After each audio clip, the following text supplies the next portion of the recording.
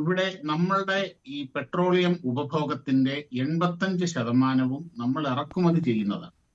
അപ്പോൾ എവിടെ നിന്നാണോ ഇറക്കുമതി ചെയ്യുന്നത്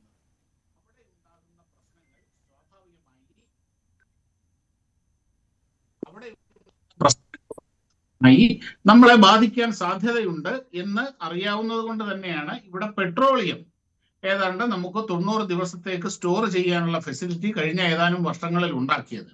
കാര്യം നമുക്ക് പണ്ട് ഗൾഫ് യുദ്ധകാലത്തൊക്കെ ഉണ്ടായത് നമുക്ക് ഓർമ്മയുണ്ട്. പെട്രോൾ കിട്ടാനില്ല. 5 ലിറ്ററിൽ കൂടുതലും ബസ്സിന് പോലും കൊടുക്കുന്ന ഡീസൽ 10 ലിറ്ററിൽ കൂടുതലൊന്നും ബസ്സിന് പോലും ഡീസൽ കൊടുക്കാത്ത ഒരവസ്ഥ ഉണ്ടായിരുന്നു. നമുക്ക് ഇന്ന് ആ അവസ്ഥ ഇല്ല. പിന്നെ ഇവിടെ സിബിസത്തിനും എല്ലാവരും ചോദിക്കുന്നുണ്ട്, എന്തുകൊണ്ട് LPG സ്റ്റോർ ചെയ്യുന്നില്ല, എന്തുകൊണ്ട് LPG സ്റ്റോർ ചെയ്യുന്നില്ല എന്ന്. പെട്രോളിയം സ്റ്റോർ ചെയ്യുന്നത് പോലെ അല്ല LPG സ്റ്റോർ ചെയ്യുന്നത്. ലോകത്തൊരിടത്തും LPG ഹ്യൂജായിട്ട് ലക്ഷക്കണക്കിന് കോടിക്കണക്കിന് ടൺ സ്റ്റോർ ചെയ്ത് വെക്കാൻ കഴിയില്ല. അതിൻ്റെതായ ടെക്നിക്കൽ റീസൺസ് ഉണ്ട്. പെട്രോളിയം എന്ന് പറയുന്ന ക്രൂഡാണത്. ആ ക്രൂഡ് ലിക്വിഡ് ഫോമിൽ നാച്ചുറൽ ആയിട്ട് തന്നെ തിരിഞ്ഞ, മറ്റേത് ലിക്വിഫൈഡ് പെട്രോളിയം ഗ്യാസ് ആണത്. പെട്രോളിയം ഗ്യാസിനെ വലിയ മർദ്ദത്തിൽ ആക്കുമ്പോഴാണ് അത് ലിക്വിഡ് ആകുന്നത്.